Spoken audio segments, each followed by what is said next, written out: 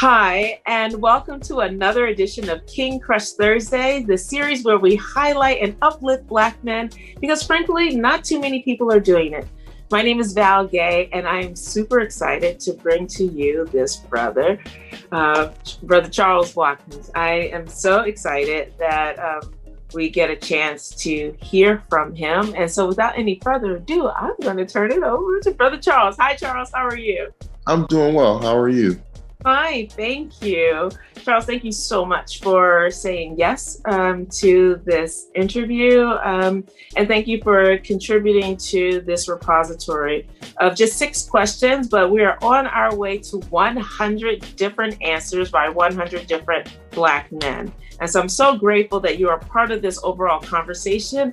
And the idea is to uplift our community and to provide guidance and understanding for our community. Imagine one day a young king who may or may not have positive Black male role models in his life will come to this repository, see these questions and the 100 different answers, and perhaps find guidance in there. And then for the rest of us who are neither male or even Black, could also look at this repository and learn more about a group that is, in my estimation, often maligned, misunderstood, misrepresented, or only singularly represented. And for the most part, the representations that I see in the media don't reflect at all the men that I have and I know in my life and in my community. So I appreciate you being a part of this. And I want to get started with the first question, which is, what does manhood mean to you?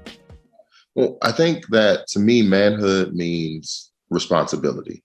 It means when you are a man, you take responsibility not just for yourself, but for your community. And that's your community writ large. So everything around you, everything you touch, everything you influence, everything that people experience with you is a part of you being a man. And if you recognize that, it's humbling, and it's also it puts things in perspective. So I think that manhood is just responsibility, perspective. That's awesome. Excellent. Excellent. Thank you. So Charles, who and or what is important to you? I think the biggest thing, well, first, faith is important to me. I am where I am because of, first because of the faith that I have in God's plan for me. And then secondly, the other thing that's very important to me is my family and my community. Because I couldn't be where I am without my family, without my mother, without my father, without my sister, without my wife. So I think that, my faith, it kind of buttresses the things that I do and puts me in a position to do things well. And then my family, my community, my circle, when I falter, they pick me up. They have expectations, but their expectations are just that I am the best that I can be. And so they do that for me. And so that makes them extremely important to me. That's wonderful. And something I didn't say when I was introducing you are those attributes, right? That you are a husband, a father, a son, a brother, right? And also an attorney, a prosecutor, and all of these pieces that are parts of you. And so the question is, how do you want us to see you? I think that the most important thing that I would want people to see about me is just that I am all of these things, right? But I am first and foremost flawed. I am a flawed individual because people are not perfect. And a lot of times we have the perception of people and we see them and we see what they do. We see what they've accomplished. We see what they've done. And we see and we think, oh, this guy has everything. He's perfect. He has a happy marriage. He has, a great job. No, don't see what I am, see me, see my story, you know, think about the things that I had to go through to get here. And even if you don't know, think about the things that you're going through and understand that no matter what you're going through, you can get where I am and more. So just see me as a flawed human being, not as something that's unattainable, but as something that you can attain and go past. That's beautiful. Excellent. Thank you. Thank you. So Charles, what is your epic dream? I honestly, I think that, you know, I think about that. Like I'm one of the people who I'm fortunate enough, I have my dream job. Like, you know, when I was a kid and I thought about the things I wanted to do when I grew up, I wanted to be a lawyer. And then I thought about it and I was like, but not just a lawyer. You know, I want to help people. You know, honestly, I want to be a superhero, just being honest with you. But then I realized that I don't have superpowers. So the next best thing I thought was to be a prosecutor, to be in a position where I can help people fight crime. And then I said to myself, well, the highest level I could do that at was a federal prosecutor. So I got that job. So now I'm not even 40 and I'm working my dream job, you know, and I'm married to a wonderful woman and I have my dream life. So now everything else is just icing. So I don't know what my epic dream is. My epic dream is just to see what's coming next because I'm excited. That's awesome. Yes. That's excellent. You have been revealing yourself to us through all of your answers, but I'm going to ask you this question explicitly, which is, Mr. Charles Watkins, who are you? I am, if I wanted to just, you know, I think about that because the question is like, what are they going to write on your headstone? You know, what are they going to write on your headstone? And I'm a friend. I'm a husband. You know, I'm a father. I mean, I'm not a father, but I want to be a father. I'm a brother. I'm a son. You know, I'm all of these things wrapped up into one. And I am also a work in progress. I'm not a finished product. I don't think any of us will ever be finished. I don't think anyone's a finished product. So I'm a work in progress. And I think if you wanted to put something on my headstone, that's what I am. I'm a work in progress. I get that. I just have to say, I said it first and then you said it.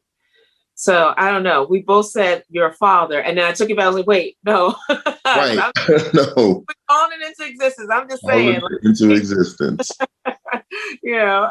So here we are already at question 6, which is there anything that I should have asked you that I didn't, or you wanted me to ask you that I didn't? In other words, what did I miss?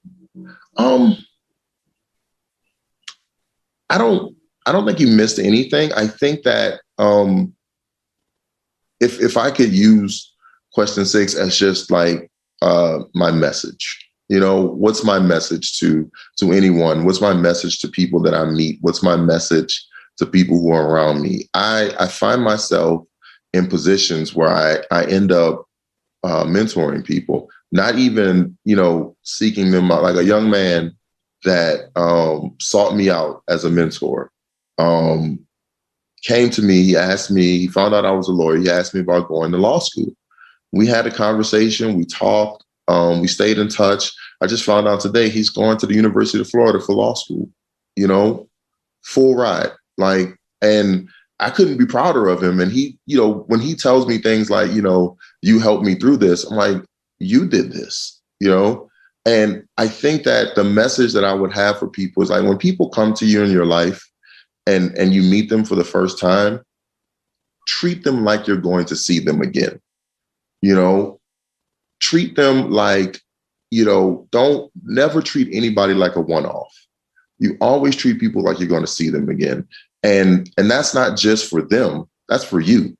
Because when you walk away from that experience, you'll know that the impression that you left is it it made an impression on them, but it also made an impression on you. It doesn't put a dark spot on your spirit, doesn't make you feel bad. It doesn't make you feel like that was a poor experience, so you treat people like you're going to see them again. And I think life will take care of you. That is so incredible and so beautiful. And what just the whole story. So congratulations to your mentee. Congratulations to you for realizing your responsibility as a mentor, that you are where you are, not just to be by yourself, but to bring others along, which is beautiful. It goes back to your other statement about wanting people to even achieve beyond you. And that's the true community spirit, and how we all as a group individually, but as a group will move forward. So it's really beautiful. And thank you so much for that last piece. It's really incredible. And I just really want to thank you so much for, again, saying yes, for being the kind of person that someone would say, oh, you really need to talk to Charles Black. Because that's what happened, right? Because I've never met you. This is the first time I'm seeing you. And that is a beautiful thing too, right? That you're living your life in such a way, and you are walking in such a way that other people are looking up to you.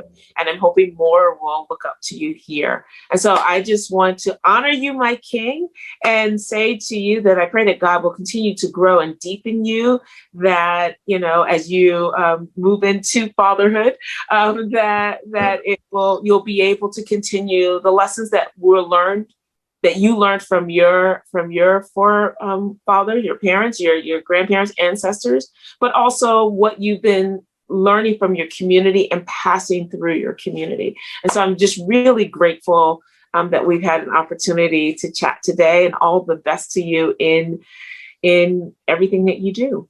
Thank you. Thank you so much. It was truly a pleasure, truly an honor. Awesome. Thank you.